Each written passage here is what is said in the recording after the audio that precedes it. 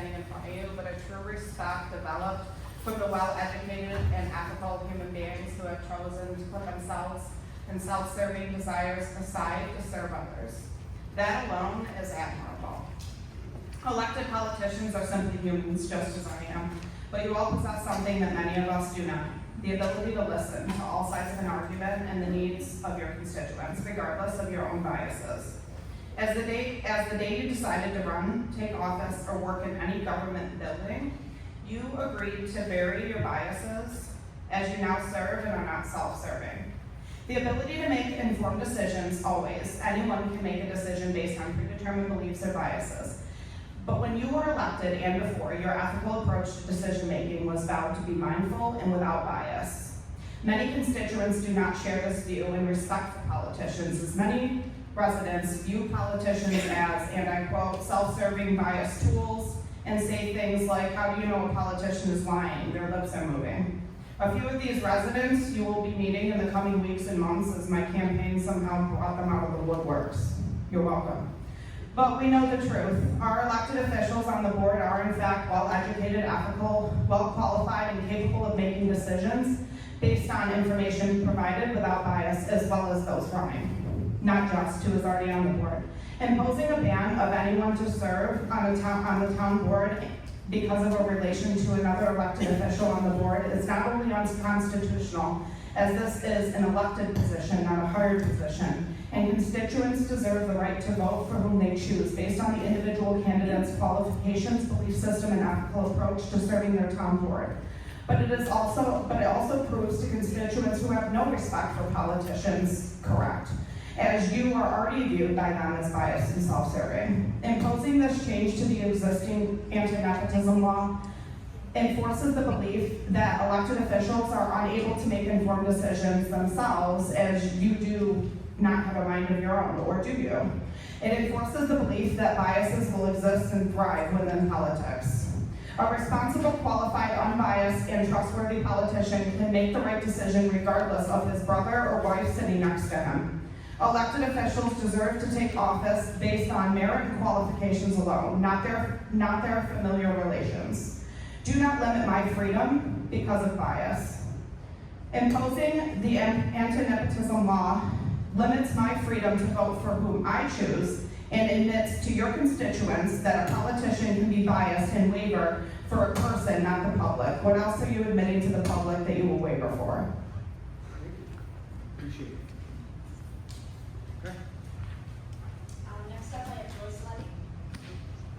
I also, when we get to that item, I think at our last meeting you had asked, we do have our town attorney today as well that can just speak to some of the legal parts of it that I think were brought up at the last meeting. So I just want you to know that I think there were some things that you may be able to speak to when we get to that part, okay? Okay. Joyce, pleasure to see you.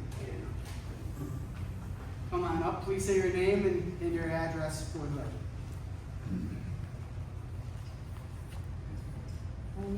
My name is Joyce Levy. The address is 119 Clarksdale Road, Liverpool, New York. I'm here on behalf of the Mattydale Hinsdale Seniors. That is very, very exciting, looking towards getting the building done. There's been talk that it might not be happening because of a bond. I'm not too sure of the whole scenario, but to us, why start something and not finish it through? The community club that was taken away, the old one, that makes us look forward to the new one, because right now we're at the VFW, and thank God, because we have a place to go. But this building means a lot to the seniors in Mattydale. And I'm sure with it being completed, that there'll be more than just us seniors. You're going to have the Wizard of Oz there. You're going to have other attractions. You're going to have a place for people to come and spend some time. And they just love me. So with that being said, I've got quite a few of my members that are here, and they're because they want to see it completed. If you don't have to, but if you don't mind, can you guys, if you're from the Mattydale Senior Group, can you please raise your hand? Thank you. I think you guys coming today says quite a bit. Yes. Yeah. Well, that's a great group, now you don't want to see forgotten. Thank you, Joyce. We do have meetings every fourth Monday as well. We'd love to see you all at the meetings. All right, do we have anybody else? I have Teresa Romano. Teresa. And if you don't mind, it's just for the record, your name and address. Thank you so much. Teresa Robert, 201 Kirsch Drive in Reddale. Mine is specifically about one of the changes to the building. Looking at the project, I feel us using our money and paying our taxes for changes made for a specific request, for a specific room, based on one person's idea of this room, is not what we should be paying our taxes for. That person doesn't even live in this area. So, I understand. So, I don't think we should be obligated to spend that kind of money to make those kind of specific changes. If this was meant to be a room for a project or for a purpose, that's fine. But for somebody else to designate changes, the additional cost, I feel that shouldn't have been something we did and that we're willing to pay for out of our pocket. You're speaking specifically to the museum reasons? Yes. Okay, I just wanted to make sure I knew what on the The Bound Museum, well, I understand the idea of having some sort of acknowledgement. We're gonna have some gold bricks. We're gonna, okay, have some bookshelves and some things about it, but making all these changes and costing this money, there's enough other money wrapped up in this project, and I don't feel that that's a good use of the money. Thank you so much. Appreciate it.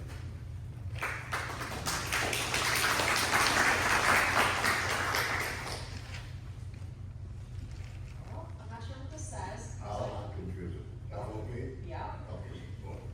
It says FOB-clients / That's sort of a If you guys don't mind to say, we'll do it this way, just say your names and then the organization that you're affiliated. Well, sure, and I also, think you both are Solana. yeah, because we're also both Solana. So if you can give your addresses then. I apologize to my fact that people in Mattydale. I put 20 years on the department and most of it was in Mattydale as my partner with the sheriff's department. So applause to you. We're here to represent two organizations. Number one, our own, Yeah. Slide residents. And secondly, the Fraternal Order of Police, which we are so appreciative that you honored those officers in that tragic night in April by naming the sun after them. It was a wonderful thing you did for the family. But I just want to make a couple quick statements and then if Lenny has anything to say. In my first life, I was a policeman for 20 years. After that, I took over security for a number of banks and worked in their security and facilities. And I can tell you on these projects, because I was involved in a lot of branches, in building and securing them, when we make sure that you look at that time frame that you're gonna build and you put the money aside. You say, okay, we'll be okay. But then you can't anticipate the next time frame. Our time frame in the beginning, that this began, here's what the numbers is, what it's probably gonna cost. And all of a sudden, inflation hit 6 months ago. Now there's gonna be tariffs that are gonna hit, and I can guarantee you from what I've had experience in the past with our facilities, it always overruns. And it's not to be unexpected.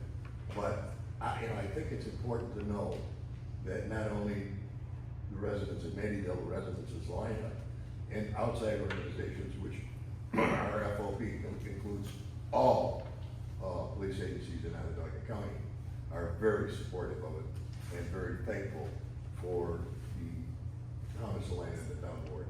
But We have 650 members in our Fraternal Order of Police in Central New York. We also have 377,000 members in the federal end of the Fraternal Order of Police.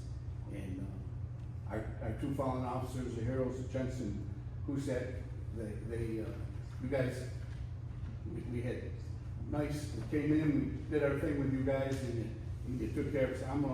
I've been in the town, I had an office right upstairs for a lot of years, and I got 40 years invested in the police department and the marshals. And we support you 100%. Anything we can do for you, we will. And we appreciate all your hard work. And like I said, Ronnie called me today and said that you guys were looking to try to secure some more money. I think it's a well invested thing. Like tax dollars go to a lot of things, and this is a well worth project. And thank you for the people from Annandale. They hopefully they can use it and get some good use out of it. Absolutely. Thank you both so much. Okay, thank you.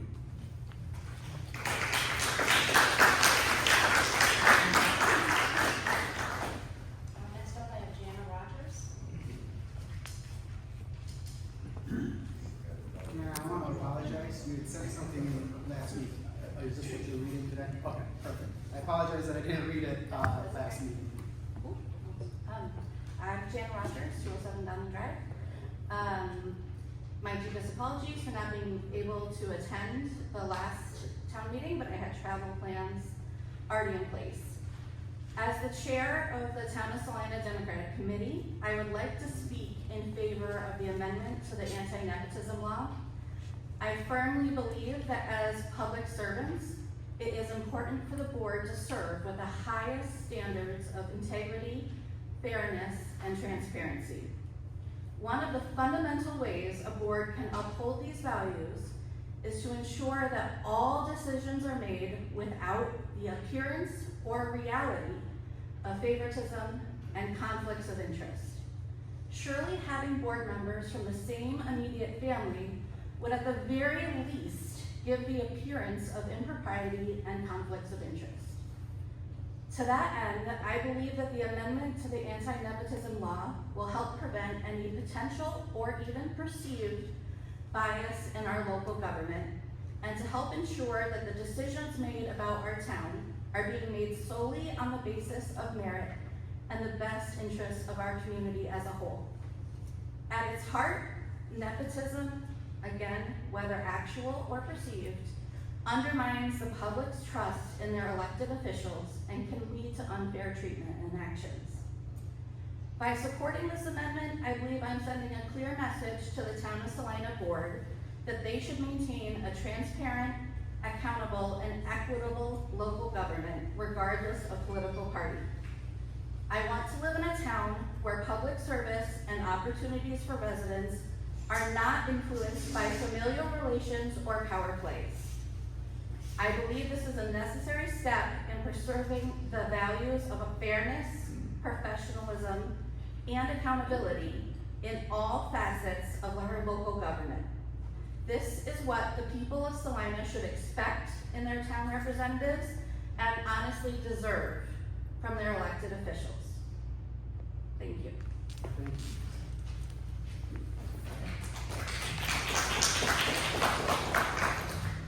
Next up, I have Nancy Haas. Name and address for the record, please. Sure. Nancy Haas, 119 Malden Road. I just have questions, and I don't understand why the building that we approved has been reduced in size. And I may interject with like a question like that. It is not reduced in size. I'm not sure where that number came from, but it's the same size it was when we first approved it. And the extra money because of overspends? No, but I will address that one of the Okay. comments after. All right, okay. Also I want to understand the meaning behind the purchase of the additional property. I don't understand why it's needed, what it's gonna be used for. And is it very necessary? Can we do this without adding to our tax burden? And also on the First Amendment right, I believe that everybody has their opinions of whether people can sit on the board that are related to one another. I think in all fairness, we're all adults, and I think we all think individually completely different from everybody else.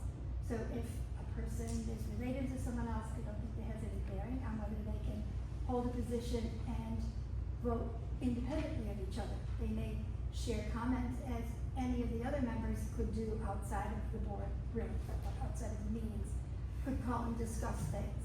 I'm sure they would discuss it, but I think in all fairness, I think people who are related could very easily share, positions. Thank you so much. You're welcome.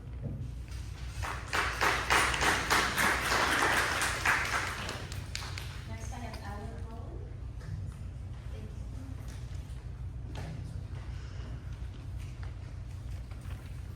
Ellen Mullen, 109 Bristol Boulevard.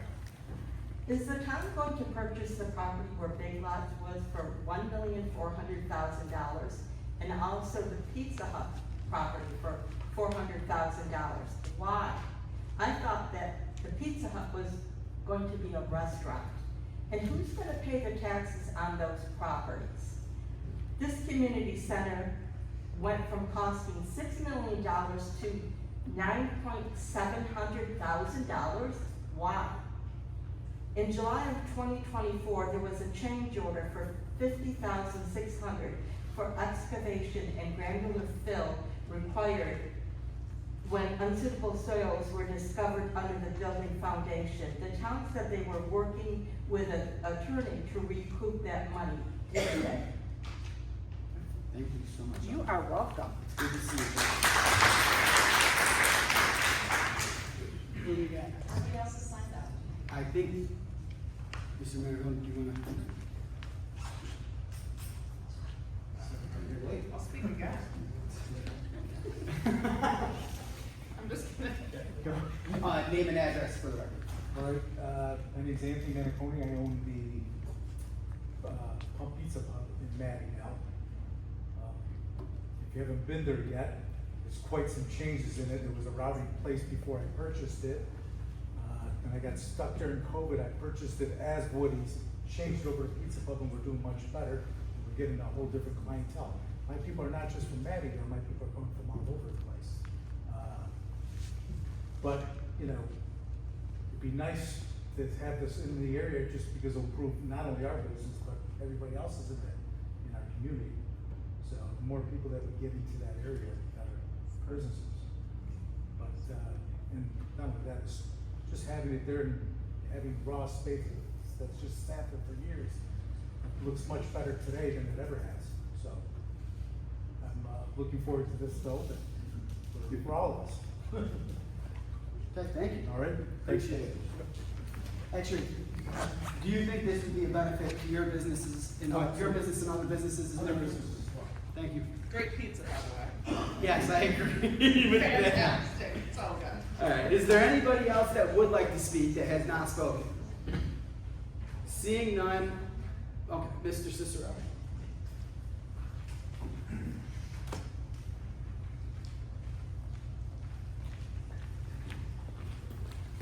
Tom Cicerelli, 407 Brookfield Road. I would like to know where the money is going for the community center. The town supervisor, for those that don't know, received a $5,000 donation from S.J. Thomas not 20 days after receiving the bid to get that job. He also received money from multiple political committees that were involved with the police and everything. Now, I don't think it's right that it was used as a political momentum. I'm all about the police, I'm all about public safety, law enforcement, you name it. They're building a monument up at Tip Hill with pavers. People can purchase pavers if you would like, put your name on it, write a message. Nobody's out there trying to get photos. Nobody political-wise is coming out trying to make that a known thing to just get a photo in front of. I think it's sad that we've used something so catastrophic in this area as a momentum for somebody to get elected or trying to get elected for a position. Again, I'm all about the police, all about public safety, and I'm actually a member of the Fraternal Order of Police myself. So for me to stand here and say this to you, this is not me wanting to get rid of anything that comes to our community. I'm all about doing it for our community, but do it for the right reason. And us as taxpayers are losing out immensely. And if you didn't check, your town tax on your bill went up 40%, okay? 40%. We haven't even started paying yet for these bonds that they keep adding on top of us. And now they want to spend another $2 million on property for what? So that way you can basically, in a sense, you can now target people and pick and choose who you want to come to your community. Dominic, can you That's not please- right. Can you please address the board? I'm addressing the people so they know where I'm talking. I know, but this is an opportunity for you to address the board. So, again, I don't think it's right that you received a $5,000 donation from S.J. Thomas not 20 days after receiving the bid that they got. And now they continuously keep adding more and more money on top of something.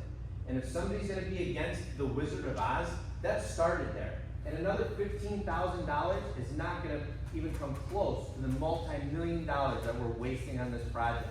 And we're not even to the inside of designing and furnishing the place yet. So you think we're at 9.7 now? By the time we're done with this, it's gonna be like an $11 million project. And I don't care what anybody tries to tell me, whether that's right or wrong. It's going up, it's gonna keep going up, and if they keep voting and we keep allowing and not holding this construction project accountable, they're gonna keep just saying, well, we need more money, we need more money. Well, let's start telling them Dominic, that they need to Dominic. hold up to their accountability. I need you to address the board, please. I just addressed it, thank you. Excuse me, I'd like to make a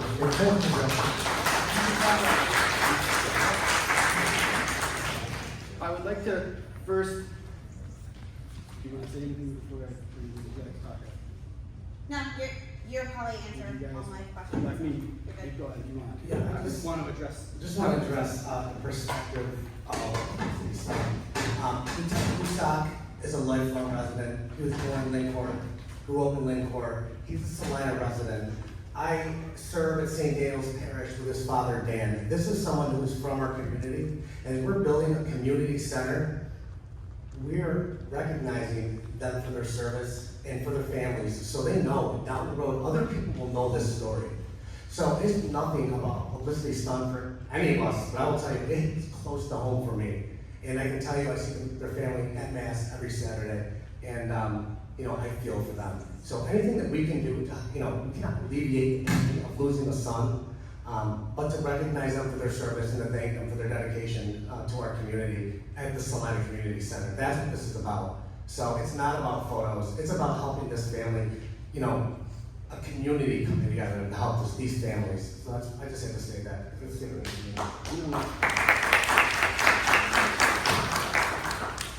Dave, I couldn't agree more than that. Ron and Len, you guys were the ones that came to my office asking for that community center to be named in their memory.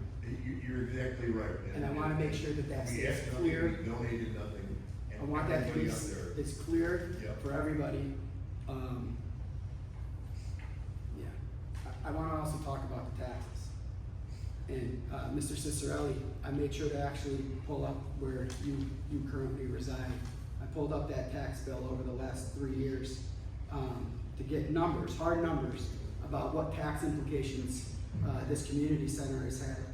In 2023, before, the town took on the bond for it, your town and highway, which are the only two taxes that this town board, myself included, obviously, can determine, was $623.03.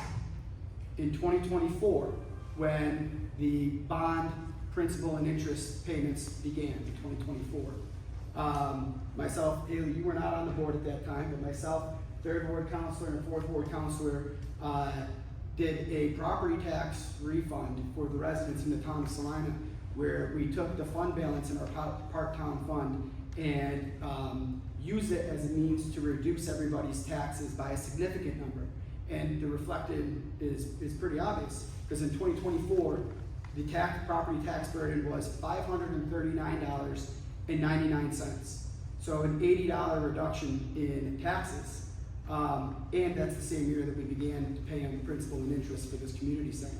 In 2025, where you claimed there was a 40% increase,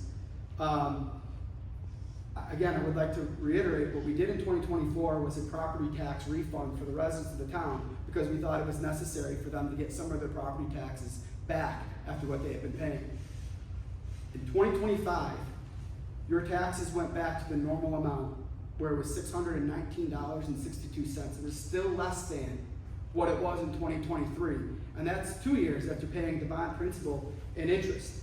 By saying that taxes have gone up is not only false, and I just read your tax bill, but I had Nina, who's our comptroller, myself, my financial advisor, as well as bond counselor and our town board, or town attorney. We've worked tirelessly for the last month plus, and quite vigorously over this weekend. And I'm looking at the bond anticipation note borrowing schedule that was done in 2025. The actual band interest was $775,000 with the principal at $410,000. That's decreasing, even when we add on the 2 votes, the 3 votes today.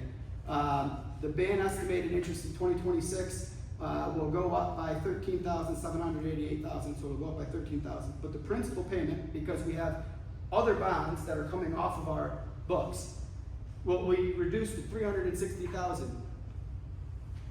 There is no expected increase on taxes for the residents of Salina because of this project. Myself and the rest of this board have had extensive conversations about the tax implications of this project, and we would never have put the town of Salina in a position where they would have a significant tax burden for this. Instead, we recognize the financial position the town has been in, the financial position the town currently is in, and recognize where our town was going into the future, and said, we need to do something more for this community. They deserve it. This project was not my idea. In 2022, there was a mobility study for Route 11 that was conducted by Syracuse Metropolitan Transportation Council. On that committee was the 3rd Ward Councilor and the previous town supervisor before me. They identified 4 different properties in Mattydale, specifically along Route 11, that were underutilized. One of those properties was the former Actionscape, where our community center currently resides. It was the Pizza Hut, which was abandoned at that time. It was the Big Lots, which at that time was a functioning business. They came up with an extraordinarily preliminary plan for what it would take to bring those properties to be the maximum amount of utilized.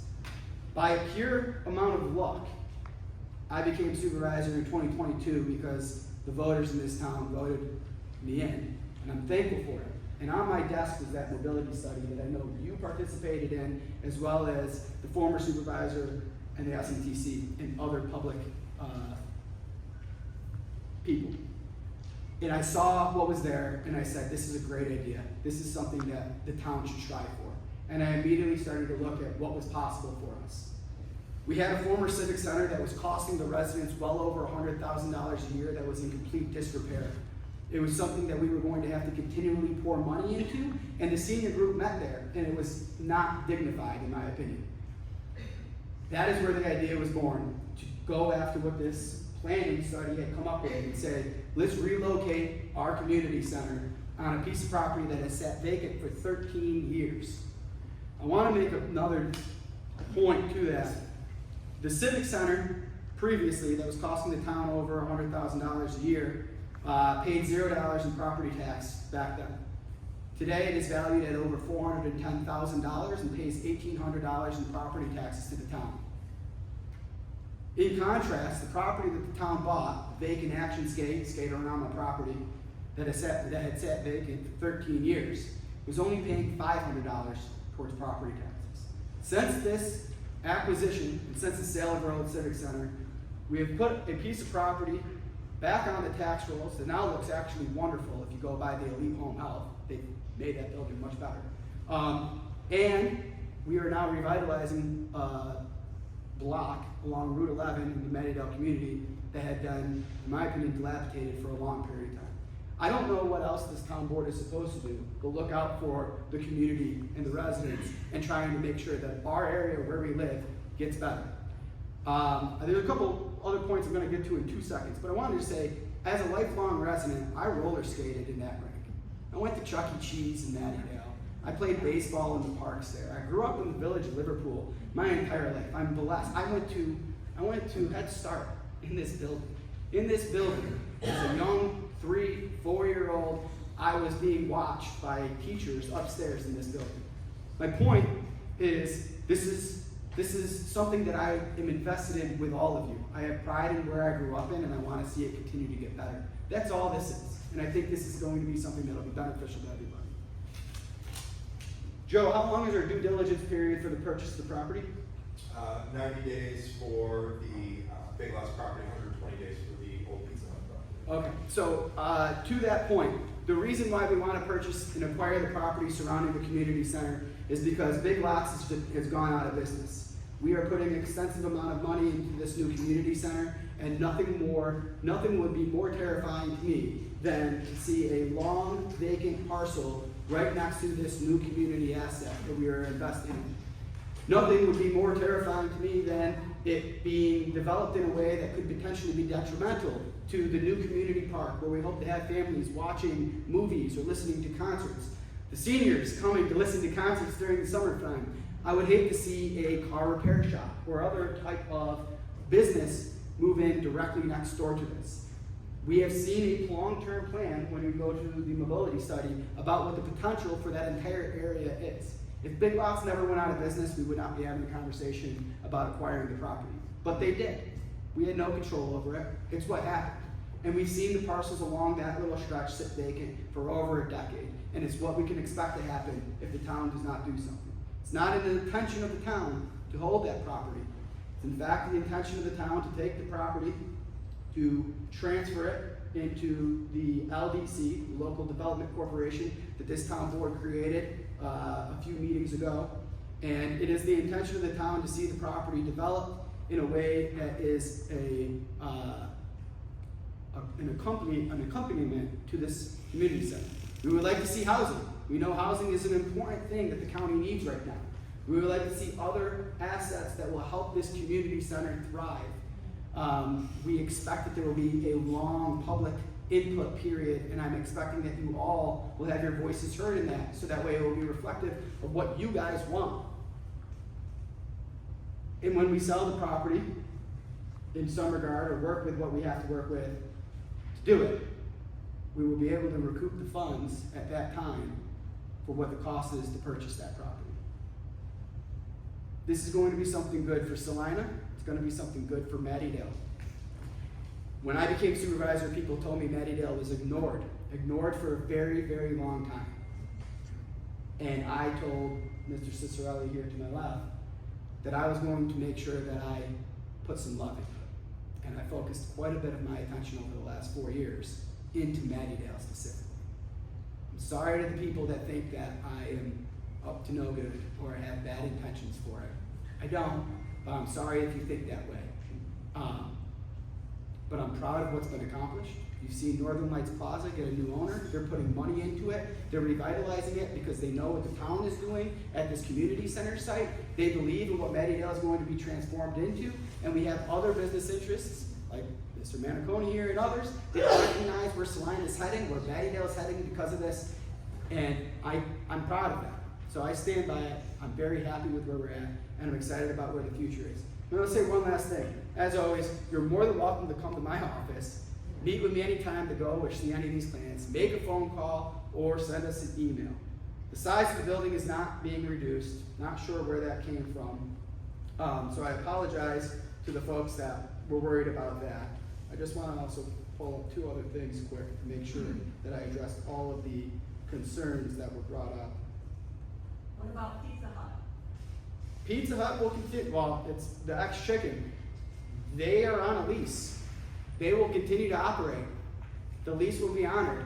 So the restaurant will open? The rest, we're not gonna stop it. There's a lease there. The town will assume, the LDC would end up assuming the lease, and the LDC will be making revenue off the lease payments from the restaurant if they want to operate. But that's part of the buy.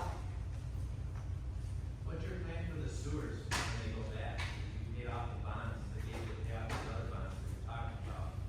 So when you try to shoot me down about numbers, you need to also address the public that you took away infrastructure money to fix our sewers. So when the sewers go down, we have an issue. And that's where the tax money is still going up. So you can try to justify however you want, but you paid off those bonds that were low interest bonds to help infrastructure that are gone now to now you move money to help pay off these bonds, which isn't changing our taxes. No, I'm sorry. So sewers are underneath the sewer district. It's a completely different fund than the general fund, which is funding this project. Sewer districts are broken up based on the neighborhoods that you live in. So that way, certain people, say in the first ward, there's a sewer district, they pay for the sewers in their area, but they're not paying on the sewers in Mattydale. Same thing in Mattydale, Lakeport, there's multiple different sewer districts. It's just the sewer districts that pay in. There were bonds, and there was fund balance. The fund balance was excess money that the town was taxing residents, while at the same time charging them for the bonds at the time that were on the books.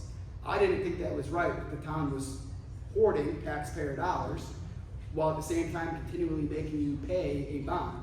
So I said, we already have their tax dollars, pay the bonds off. No matter what, the fund balance that was in those sewer districts were never going to be enough if we had a sewer breakdown. Those were going to have to be rebonded at that point. So it wasn't, I understand what your point is, it doesn't make sense with how our budget's set up, but also at the same time, there was never going to be enough money to cover a catastrophic failure in our sewer system. I'm also gonna say this, I'm still holding out hope for Onondaga County to take over our sewer system. That was a priority of our county executive in the county, when he took over as county executive, going over 6 years now, I believe it was. And I know that's still his plan. And the town of Salina is ready, willing, and able to give our sewers over to them for them to maintain and continue to operate. But our sewer system's in pretty good shape, so I would like to just make that point as well. Question? Yeah, Where is the money coming to buy these properties? we're bonding for we're bonding for it. So we would be borrowing the money to buy these properties. And then when we sell the properties, that money would go to pay off the bond. And the sale would go to the LDL, which the town isn't. The sale will go, we will host a RFP, a request proposal process, where we would hopefully get the LDC, the local development company, will do an RFP where we'll be getting input from people about what they would be able to do to that property. The good thing is the LDC, us and the community, will be able to have input on that to make sure that what goes around this community center is reflecting what you guys want. And just one other thing, with the RFP process, it's not just like, we have a zoning board, right? They can look at site plan. It's not just looking at what they want to do, it's knowing that they have the wherewithal to complete the project and execute. Looking at the track record, it's more comprehensive and detailed than just the zoning board approval. To reiterate, Supervisor said, it's your community, right? So it's your feedback, and we take that into consideration. At the end of the day, somebody can come and say, I'm gonna build this, I'll build that. They may not be able to come to fruition. Right. Right, and we wanna make sure we look out for you and all of us. Right, they have to be vetted, they have to be past the due diligence that, in order to buy it. I understand buying and selling, but I just wondered, so the bond, so we're gonna be increasing our taxes because of the bond? Your taxes will not be going up. As I read, this is the forecast that was given to us by our financial advisor.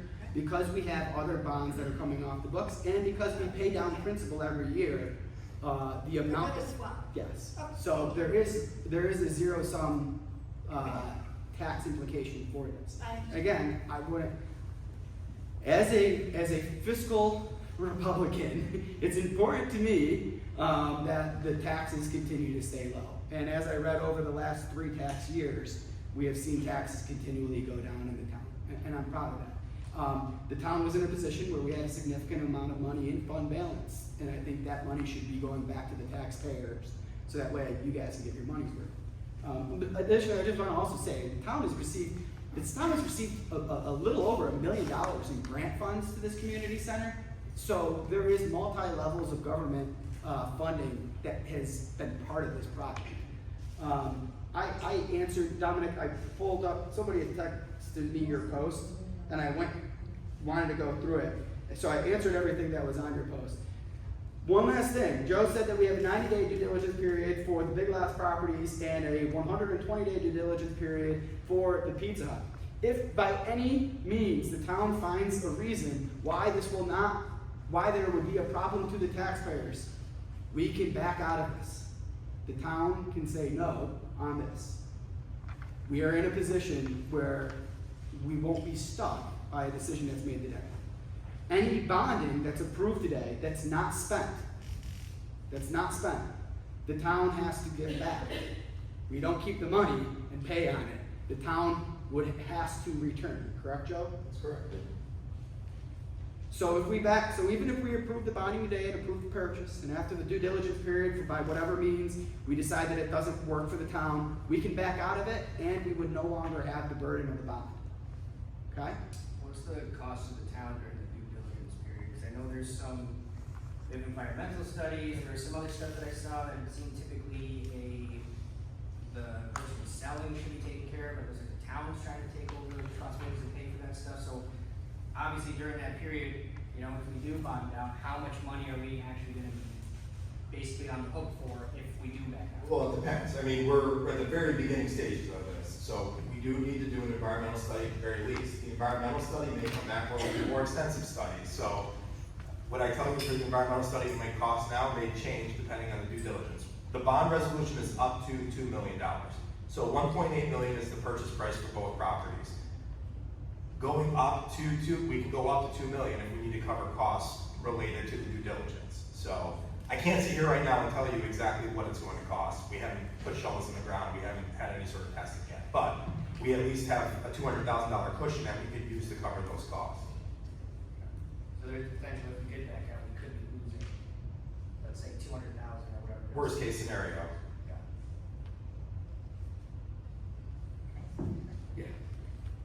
First, I just want to thank all of the town hall residents that answered my 750 questions over the weekend, so thank you. Like the constituents out here, I had a lot of concerns with bonding for this amount of money. So my two big things was about taxes, and I think that question has been answered. Sounds like there's not going to be an increase. If it is, it'll be very minimal. And then just constituent input, that is huge. I work in a school district, so getting feedback from stakeholders is essential to me. So we, as the rest of the board said, we want to hear from you if this goes through about how to best utilize and develop that land, because we want you to use it. We want to make sure that that area, right, is redeveloped. Since I've been on the board, I've heard that is an area of need too, so we want to give all of our wards that love and that redevelopment. Okay. I do want to say one thing. Our second ward counselor had an emergency, a family emergency. It's very serious. Please keep her in your thoughts. Please keep her in your prayers. She's not here today because she wants to miss this. And I think that's important to recognize. I've had communication with her all weekend. I've had communication with her today. So hopefully the residents can be thoughtful in that and excuse her absence today. She is extremely apologetic, but I continue to tell her there's other things that are more important, like family. So that's where she is, and I told her after she figures that out, we'll regroup. But she is an enormous asset. She did ask a lot of questions, and she's been part of this process. So I want to make sure to recognize that. With that, I'm going to ask first for a motion so I can take the agenda out of order. Motion. Do I have a second? Okay. If you're in favor, please say aye. Aye. If you're opposed? All right, I'm gonna read the letter on here for you folks, so that way you can follow along if you have the agenda. The first one, we gotta do the seeker first. Yes. The first one is item 3C, seeker resolution, finding no significant environmental impact related to the acquisition of land at Brewerton Road. Motion. I'll make a second. Do you have to do anything? We did that the last time. You're adopting the resolution as presented. Good. There was a period of time when we did the seeker for you guys to bring a referendum on it. We did not receive it. So, Paula, please call the roll. Councilor Jones? Aye. Councilor Cicero? Yes. Councilor Carmen? Yes. Supervisor Farrell? Yes. The next item is 3F. This is a bond resolution for financing of the acquisition of real estate property. I want to make an important note for the residents and for the board. It takes a supermajority. There's 4 of us here. There's only 5 members total. All 4 of us have to vote yes for these items to pass. So I just want to make a couple comments before we get to that. So initially, the only property that we were looking at to help expand on this community center project. Because after hearing everybody here today, everybody only cares about the community center itself coming to completion, which I've been in favor of and 100% want to see that happen. So that back side of the property, that little strip back there, was what we were looking at originally acquiring, just because that would allow more parking, additional access point, and along those lines, which I've always been in favor of that. I've only heard a couple people talk about this actual property that we're looking at purchasing, and all I heard was people that were against it. So I don't know if anybody else, is there anybody here who is who's opposed to this, or do you not care of the town spending this money to do that? Because like I said, everybody here is talking about the community center. I'm all for that, and everything that should happen with that is gonna happen, because like everybody said, we started something and we're not just gonna let this building sit in an empty shell, is what we're kind of reading. But again, my thing is, I haven't heard anybody really talk about the property next to it and being in favor of it. So I just put it back out to the people to kind of. I have a question. The lot in the back. Yes. The field. Yep. You're gonna use that for parking, because I'm gonna be honest with you, the parking scares the daylights out of me with this project. No. We have a building right next door that I'm constantly kicking the Yeah, you funeral wanna- home parking people out of my parking lot. Now I'll be hopefully not having to kick out concert goers and all that jazz and put up, electric fences and You have keep a great everybody out. salon. We don't want that. That's what's scaring me. Yes. I love this community center, it's gonna be great, but I don't think you guys have enough parking, so explain that. To your point, that is why we want to purchase the back property. Now, that property is larger than the amount of parking that's necessary there. We have, it's hard to see the parking lots today. Haley was able to take a tour of it, David's been able to take a tour of it, Daniel plans on taking a tour of it soon. So part of that property will be a third parking lot. The acquisition of the rest of the properties will further improve the parking for it, because the green space, the park area, will extend down the middle of all of those properties to St. Margaret's, and surrounding that will be additional parking that will help take on concert goers, movie goers. If there's a food truck rodeo that will take place there, festivals, there used to be a Mattydale Market. Mattydale Market was something that actually inspired me to begin this. If they were able to bring back the Mattydale Market, they'd be able to fill that space. And you like that idea? That's where I started my business. Okay, so all of that property itself will include more parking, so that way you're not dealing with that problem. So yes, it is to help solve the problem that you just brought up. Now, one other thing, with the Big Lots property, isn't the direct corner of that Big Lots property a separate parcel? Yep, it's part of it. Is that part of the deal? It's part of the deal. Okay. And if you've been a long-time resident of Mattydale, that's another vacant parcel that's been for sale for decades, that's never been purchased or developed. And it's been a site that's been primed and set up for development for a while.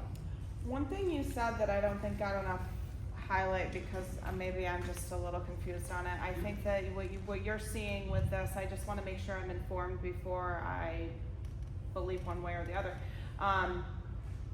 The property, what you're saying basically is you're not trying to see a boxing gym or a weed shop pop right up next to the senior citizen area. You want it to be something that, because you feel that Mattydale has not had that light shined on it, you don't want us to turn into a city and town that's not recognized. That kind of looks like a plague. I know that sounds weird. It's very uneducated of me to say, but that you basically just kind of want to make sure that the area itself highlights the beauty of our town. You're spot on. If you remember, on one side of this property, there's a church, but there's also a daycare. I am a very non-biased person, so I want to hear every side before I see what you're saying. So it's more so what's going to be popped there, because it is such a big plot. If Big Lots did not go out of business, Yeah. we wouldn't be having this conversation. No, yeah.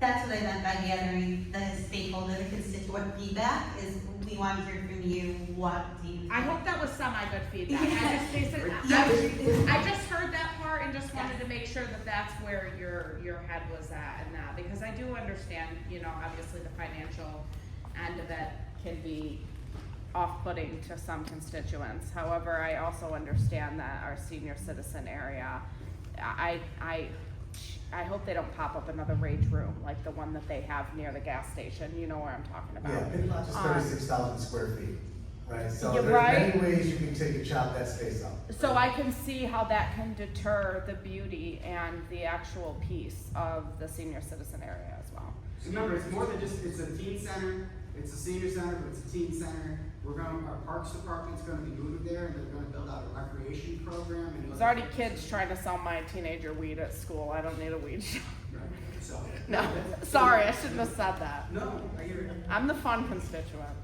Happy to be here. Yes. I just do have a question. I understand the purchase of the green space that is behind the building. I get that. And I always wondered why that wasn't part of the original purchase when we purchased that property to build the community center. And I understand the dedication of the community center, and I, of all people, my husband was a contractor, so I know projects overrun. But I just don't still understand the purchase of the property of the Big Lots, parking lot, the building and everything. Because until it's put in use, who's gonna maintain it? Who's gonna upkeep it? Who is going to take care of that property? It's gonna be a cost, as well as the cost of purchasing it. So I understand the green space behind the community center, but I don't understand the Big Lots property. Because there's not gonna be a lot of small businesses. That building was originally a PNC. So it was a grocery store.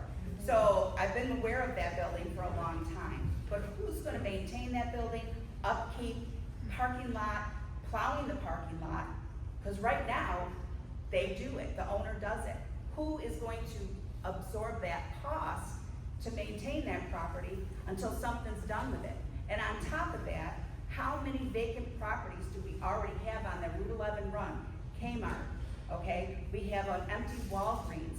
We have an empty gas station. We have an empty Old Friendlies. So all of that is already empty, and I get trying to want to bring businesses back to our area. But who's gonna want a building that big? I mean, nobody wants the other buildings. Or that are Mattydale small. does need a grocery store.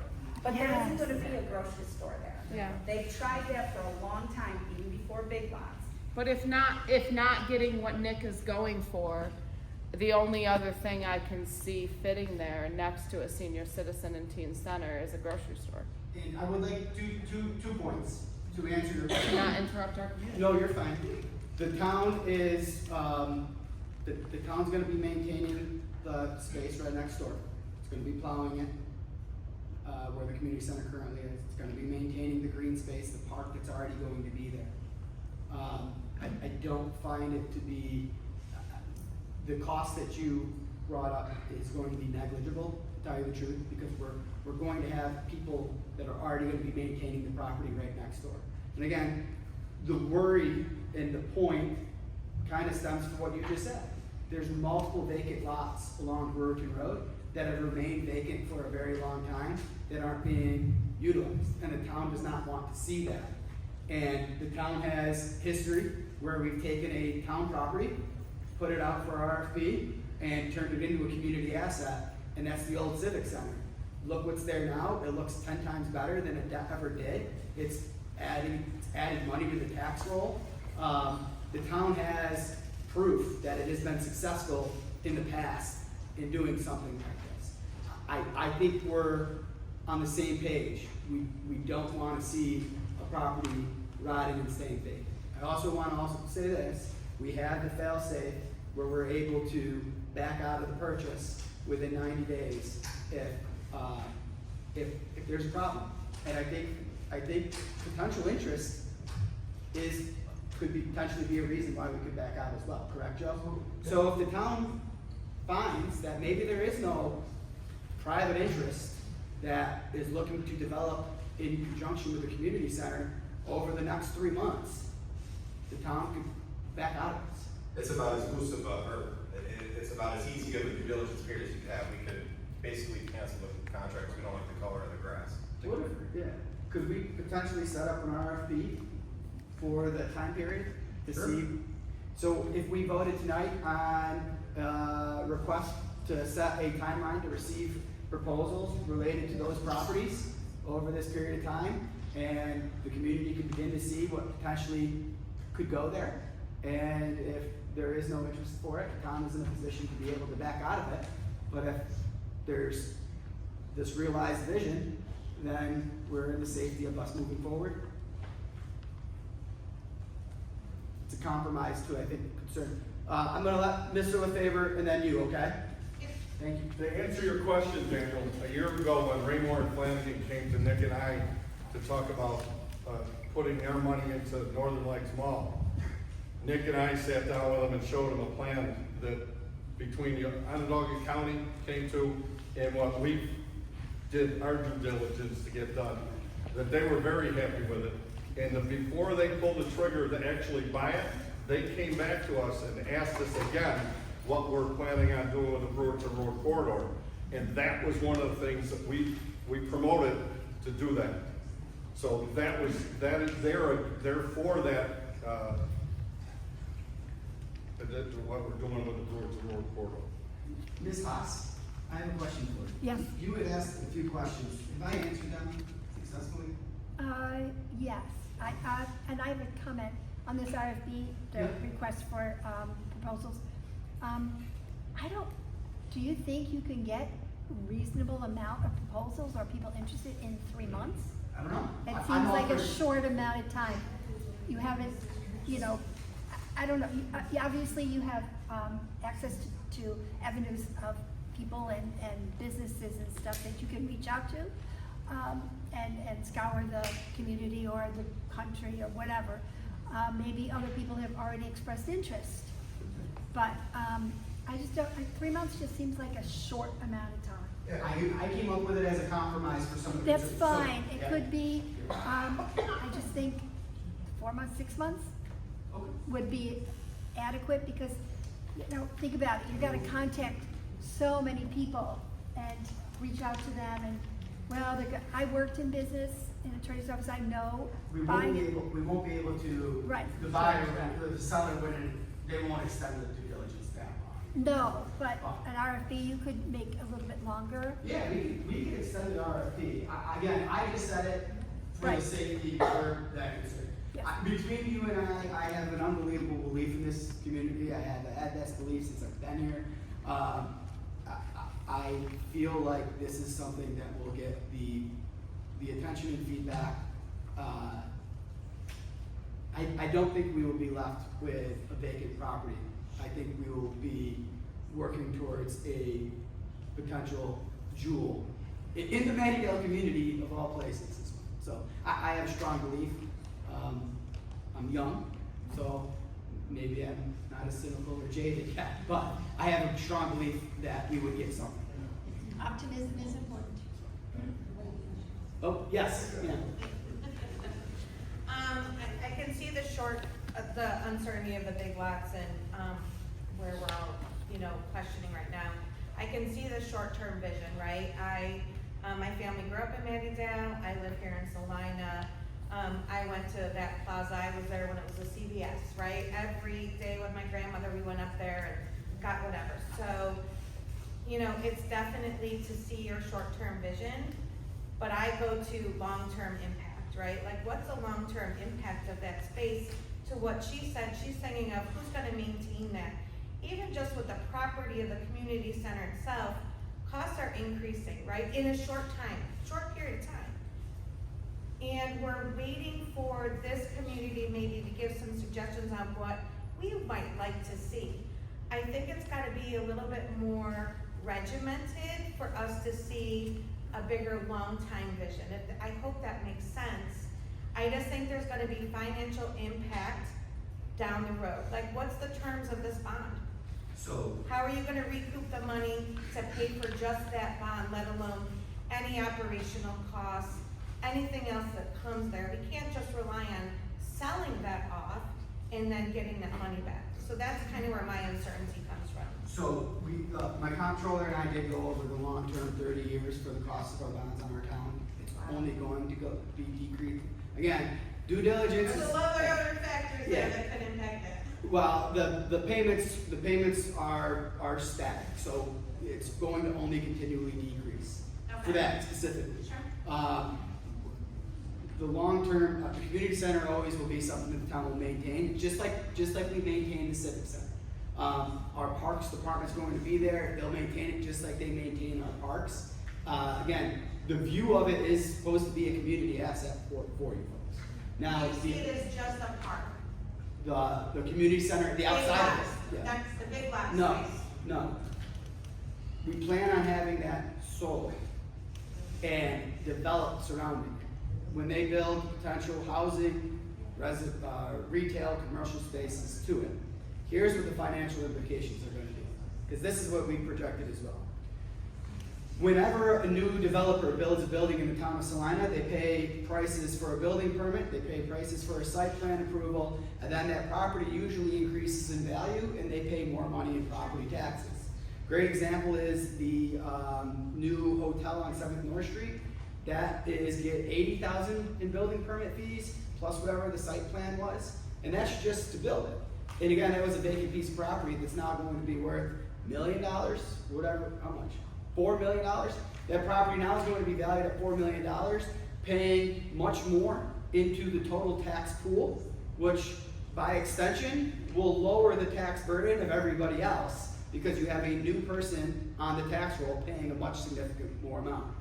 This year, for the big lots, that would have the same effect. As you have a developer who would build new housing, retail, commercial space, they'd be paying large amounts. They'd be paying for the property. They'd be reimbursing the town to purchase the property. They'll be paying for the cost for the building permit. They'll be paying for the cost for the site plan.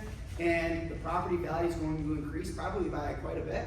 And there'll be long-term property tax implications that will be to the benefit, the long-term benefit of the residents, because you'll have a new person on the tax pool that will help reduce the cost and the tax burden of everybody else. We are fully developed.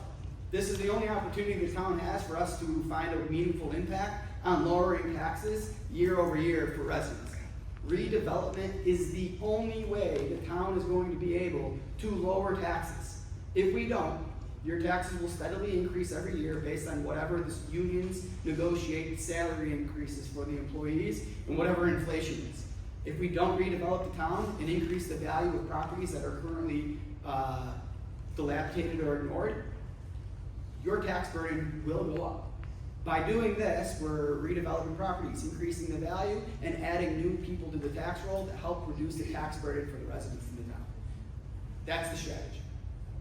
But I guess that brings me another question, I apologize. Sure. So are you going to be controlling the decision of who leases that space then from a retailer? Cause you said not the not you, but When we do not the weed shop, not the automotive, like to keep it within the community. When we do the RFP process, that's where our input and control comes from. Before we sell the property to whoever, we will be able, you and the rest of the community as well as the board will be able to have that input on what the use will be. So that way we can prevent that. I'm so sorry I even brought that into play. I totally apologize. We don't need I'm gonna say this, I'm very much, Denise, you probably love this, to tell you the truth. I'm very much, You gotta have fun with all the changes in New York State, you know what I mean? We change in who gets to, open Black Hunter Shop, that we reduce that. we continue to reduce the amount of smoke shops that are allowed in the town. Because we have a limited number of licenses, and it continues to go down. So, yeah, we were able to reduce it at the last meeting, we will reduce that as more continues. Nick, if I could just have 1 second to clear up two things. Sure. Number one, to my Madiel friends. That's right, we all. Went to Bessie E. Reardon's school, I went to St. Margaret's. My roots are there. And when this opportunity for this building came, we approached the town. And we were so happy that they were arms out, let's put it out and see what you think. But the thing that is out of focus, and I just didn't want it to be, Mr. Cicerelli said that he's a member of the FOP. Great. And he should know that at least with the FOP, we endorse no one. We're not involved in politics. We make no donations. we are not giving money to anybody. We're here as an independent organization, and we have never been approached, never asked by you or any from the town of Salina to do so. As far as the photo opportunity, I was there for the ribbon cutting. I know that the Morris Fire Department were there with lots of cameras and their equipment to document, and Lieutenant Husak, who was also a deputy chief at one time in their department. So that's the only photographs I think and they were unsolicited. Obviously, people have cameras, but I just didn't want it to get out of focus. I appreciate that. And you know what, to that point also, God forbid, what goes next to the Husak Jensen Community Center. We're memorializing your life in this building. This is a community asset that is a benefit for all of us. But at the same time, to that point, we want to make sure that what it's surrounded by is and is worth. Just one thing, if our town attorney could clarify this as well, if anybody is unhappy if the town board does approve this. So this resolution is subject to a permissive referendum. Can you please explain how that process works for the residents who may not be happy if this does get approved? Sure, so within 10 days of the night this bond or acquisition resolutions are passed, our clerk will be publishing a notice of permissive referendum locally and posting it at town hall. Residents will have 30 days to submit a petition to force either the purchase of the property or the bonding to a townwide vote. The petition needs to be signed by a minimum of 5% of whoever the town of Salina voted in the last gubernatorial election. I don't know the math on that, but I'm sure you could call the town and they can verify what that number is. So if there are residents unhappy, this is subject to this referendum, so a petition can be submitted, which will force this to go to a townwide vote. There's that option. Okay. Did you have anything else? No, I mean, earlier today I was against this, but being that there is a lot of ways to jump out of it, I'm going to be holding everybody's feet to the fire that we get that RFP out before that 90 days. Make sure that we see if we do, because my biggest thing is making sure we even have somebody who's interested in doing this, right? I understand where the town board's coming from, but if we don't have any interest, we shouldn't be bonding for something and holding on to a building in hopes that we could be holding on to this for 2, 3, 5 years, we don't know. And then we're gonna have all this maintenance and other issues that are gonna come up on this building. So, being that there are ways of getting out of this, I think that makes me feel a little bit more comfortable. I'm not happy at the price at all. Being that, the owner of this property says he's a community man. I understand he's a businessman as well, and I've had a lot of conversations with him, but you would think that he would, at least donate the property behind the community center to us to help complete that project.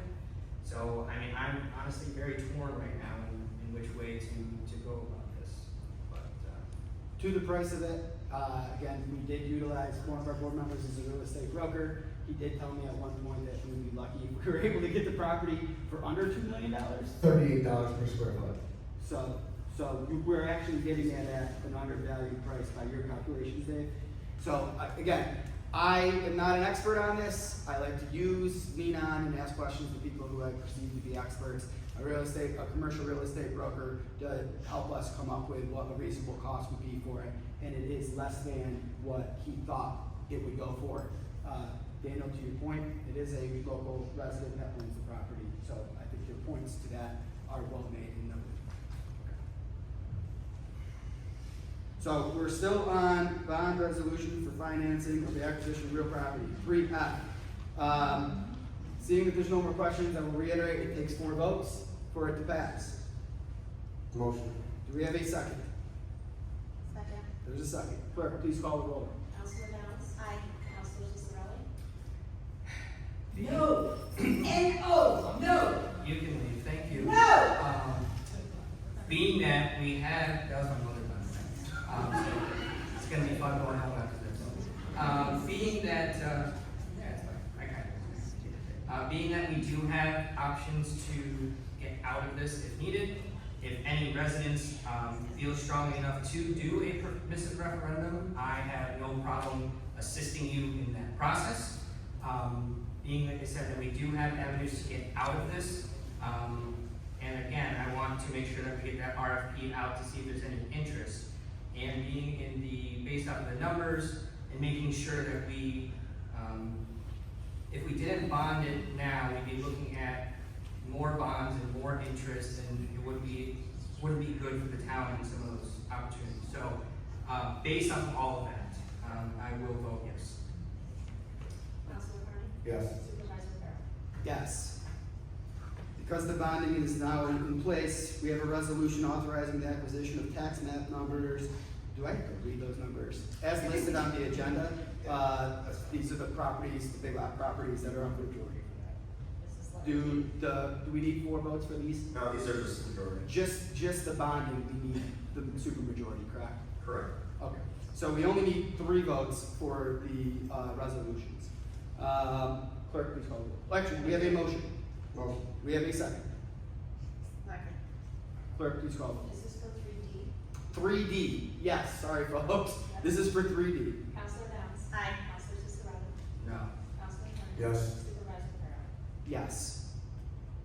This is now a resolution authorizing the acquisition of tax map number 0560115.0. This is the former Pizza Hut property. We did this separately because there is a longer due diligence period. Motion. Do we have a second? Second. Clerk, please call the roll. Councilor Downs? Aye. Councilor Cicerelli? No. Councilor Carney? Yes. Supervisor Farrell? Yes. That's the acquisition of the properties. The bonding's in place for it. They did pass by majority. The next item I have on here is the amended bond resolution relating to the Salina Community Center. Do we have a motion? I'll make the motion. Do we have a second? Second. Clerk, please call the roll. This requires 4 votes. Councilor Downs? This is to make sure the project gets done. There was also some additional items that we talked about as far as sound equipment, potential furniture and other stuff. So this is to make sure, Parking. yeah, as everybody here has said, this is to make sure that we have what we need for this community center to get done. And this was not included in the original price, in the Correct. RFPs. Yeah, this is not going to increase the cost of the community center specifically. This is directly related to the lighting, the sound system, the projection system that will host all the things in the park setting. This is for the parking lot, primarily for the parking lot, to tell you the truth. That's an expense that's above and beyond that we wouldn't be paying for unless we purchased these parcels. So, but now that we're going to be purchasing these parcels, we might as well do the parking, which we're going to need the extra funds for us to build. So with that, Councilor Cicerelli? Yes. Councilor Carney? Yes. Supervisor Farrell? yes. The next one is a bond resolution for financing the purchase of a vacuum truck. This is our highway fund, completely separate. Our highway department needs a new vac truck to be in compliance with state regulations related to something. Did we miss something? Did Haley vote on that one? I didn't. Oh, I'm sorry. Aye. Well, I did her, then went to you and then her. Okay. I just want to make sure. I don't think I publicly said that, I but. thought you did, sorry. The vac truck is, again, in the highway fund. This is because it is not in compliance. It's too loud. So we need a new one, so that way our employees don't go deaf and cost us a lot of money in workers' compensation later. Working with the highway department, We included this in the budget already. This was pre-planned for last year. Do we have a motion? Motion. Do we have a second? Second. Clerk, please call the roll. Councilor Downs? Aye. Councilor Cicerelli? Yes. Councilor Carney? Yes. Supervisor Farrell? Yes. The next item is number 2. It's authorizing community center museum redesign submitted by CNS Companies. What I would like to do, and Daniel, if you're okay with I this. don't mind speaking on it. Okay. Yeah. Do you want to speak? Well, go ahead, you speak Yeah, first, and then I want to, we get a permission recommendation. to speak on it. So, this is directly related to the Frank Baum's Wizard of Oz Museum that's supposed to be going into the town hall. I understand some people don't see the bigger vision of this, so this is something that actually started with the Mattydale community from some of the Mattydale community groups as a vision. Actually, our Mattydale historian was here. It was always a vision for us as well to find him a place for his history. right? And now we have this beautiful community center where every wall could potentially have space for him to put whatever he needs, not gonna be confined to just one small room, right? So the bigger picture of the Frank Baum, for those that don't know, is that Frank Baum, yes, was born in Chitang, but he grew up in Mandeville. Many of the Wizard of Oz historians can trace a lot of his book inspirations right back to the property that he lived on in Mandeville called Roselawn. Roselawn was a large area that where the entrance of it is actually where our community center is now. It went all the way back to where the elementary and the middle school are there. The international Wizard of Oz groups, the international Frank Baum people, are so excited for this, that this is not just us having some small museum just because somebody wants it. One, it's what the community wants, and two, this is potentially a large economic booster for not just Mandeville, but Salina as a whole and surrounding areas, because there are people that want to essentially have a giant festival every single year to talk about Frank Baum, to talk about where it all started and things along those lines. So there are a lot of organizations. This festival could take place in the properties that we just acquired, that we're planning on acquiring. Yeah. So it's kind of a big thing. We've already talked to, you know, the blue and yellow markers that you see from New York State. They've already approved that. Kathleen's back here. So they have approved that, correct? It was approved today. Awesome. And Love to reported hear in May. that. Awesome. And I'm from the Frank Baum Foundation, that historian. Okay, Yeah. sorry. Thank you. So as you can see, there is a lot of interest with this. There's some other stuff that we had potentially done with different art pieces and stuff that can potentially go around there. So it's definitely a bigger piece than just having a museum, right? Schools can come and do field trips there. There's different groups around the areas that can come as well. So there's definitely a larger economic impact to this. It's not just, you know, hey, here's a little room and this is all we're doing. So that's why there's a bigger piece to it. And the donation to the town of Salina. Yes, so that is also a piece of it. We are working on doing the leasing with the organization, but the organization has said that if the organization is to ever disband, all of their historic artifacts and museum stuff that they do have will be given to the town of Salina in perpetuity to continue to let this go throughout generations. So, thank you, Christine. And Kathleen, it's great to see you. I'm going to say this. What I'm going to propose is vote to table this today. And the reason why I want to do that is I'm not opposed to it. I'm not necessarily opposed to it. But I would, now that the bonding is in, the bonding for the community center that we just did today is in place, there's an I would like to see a full cost on this and how it would fit into it. I think the bonding that we put in place would potentially cover any change or cost associated with this redesign that I think you guys are proposing. So I think as far as what Today's $15,000 for the redesign. It's not the full cost for the build. I'm not opposed to it, but what I would, my view is, I would like, there's 4 of us here, it's gonna take 3 votes. And I would like to make sure that this doesn't potentially get voted on today without a thorough number. So my vote, at least with the design part, right, so I've had two issues with it. One. We can vote on it if you want. Yeah, so one, we've obviously had some issues with CNS costing us some extra money because they decided not to think that we needed a permit for a crane and pushed us back quite some time. So I think in their good faith, they shouldn't be charging us this design fee, just my opinion on that. And then also with the extensive meeting that Kathleen and myself did have with CNS, as far as the design itself, everything is in here that needed to be laid out as far as functionality for museums. So that's why I don't have necessarily an issue with approving this now. I don't want it to stall anything. I know there's quite a bit of work that's starting to get done, and I know in a piece of this there is some walls. So I don't know where they are specifically in that project. I think it's taken towards today, obviously, but I don't want anything to stall this. It's your call. I was willing to make a motion to table it, but it's up to you. So I mean, unless we're going back to CNS and tell them don't charge us, but you know, but we could get them somewhere else as well. It's up to you. Would you like to vote on it, or is it? Like I said, I want to see this come to fruition. So now, is this, and I'm trying to understand, is this work that they've already done the This is design? us, this is us authorizing them to do it. To do the design in the first place. Got it. So, well.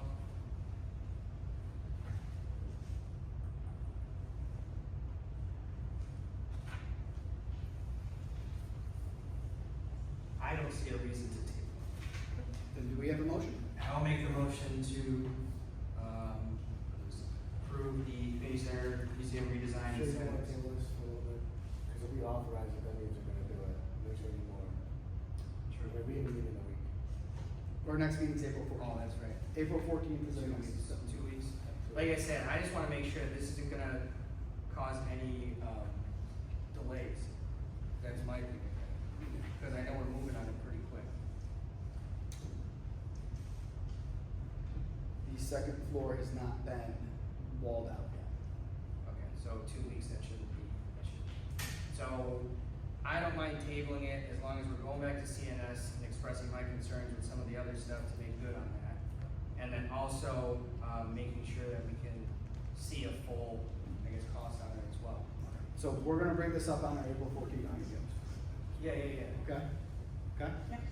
With that, the next item is a resolution that adopts a local law amending the anti-nepotism law. I'm gonna tell you this. There was a interesting case study that took place in front of all of our eyes tonight. And We he had- still voted yes. What's that? And Well, he still well, I was voted yes. gonna get there. We all saw it.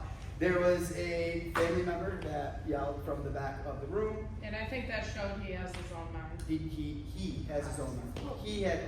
He had his own mind. I think that is I think there is a lot to be said about the third ward counselor and their integrity, his integrity. No bad talk, my family. I'm just saying. Yeah, I don't. What I think it does do, though, is brings up the question of multiple family members sitting on the board at the same time, having influence on. I mean, you saw that take place here at the same time. If it was a different person than you, Daniel, if it was a different scenario, I mean, imagine if all 4 board members and the town supervisor were all brothers and sisters. I think it raises a massive question with regards to that. 2, is it legal, Joe? Yeah, I mean, I'm happy to go into But is it, no, you don't have to go into it yet. You've done the legal research. I believe it's legal, yes, I believe it. New York State law has a similar, education law has a similar law. Boards of education are voted on, New York State has we've literally mirrored what New York State says about boards of education, where immediate family members can't sit on the board of education simultaneously. That's exactly what we're doing with our anti-nepotism. So, it's legal, with that. Jana, you made some great points. You made some great points too. There's good points all around on it. What I'm going to also suggest is that we table this until the 14th and hope that there's maybe some more feedback. I'm personally leaning towards it because I am against nepotism. It's just something that I stood for since the beginning on this. But again, I would like some more feedback. I heard somebody against it. I heard somebody for it. The only other people is your family that has said that they're against it, and I think they have specific reasons why that would be. So I'd be willing to table it to the 14th, and hopefully we get more public feedback on this. Well, we did close the public hearing. The public hearing is closed on it, but that doesn't mean that people can come to public comment and speak on it. It doesn't mean that they can send me emails and phone calls to my office. Either way, like the comment I made, previously, is I feel like this is, it's going against, telling the voters that they're in the right mind to do what they need to do. To that as well. It does not prevent 2 people from running for office. It does not prevent 2 people from serving on the board. The penalty for it is a $1,000 a day fine. But if 2 people ran for this office and 2 people who were family members, brother and sister, mother or daughter, were able to get on the board together, they would also just as easily be able to repeal the law and waive the fine. So this does not restrict people from running for office, this does not restrict people from being voted into office, and this also allows them, if they get to office, they'd be able to waive the fine and also repeal the anti-nepotism law. So, Potentially, if they don't get the votes that are needed, then. and that's a democracy. Yeah, that's a democracy. I just don't, I'm not for the government telling the people what they can or can't do. That's just my personal. For our town of Salina, that means if there was 5 family members running, four would have to live in all the different wards. And then wherever the supervisor lives. So people vote, that's our right to vote. We voted whoever in our wards to be on the board. So taking away that opportunity to vote, I mean, we're already losing stuff. Do we want to just take it away now from a local level? Which, by the way, cite a case where it's happened in the town of Salina in the last 50 years, where there's been family members on the board at the same time that conspired to lead the town. I don't think that's happened anywhere. I appreciate your feedback.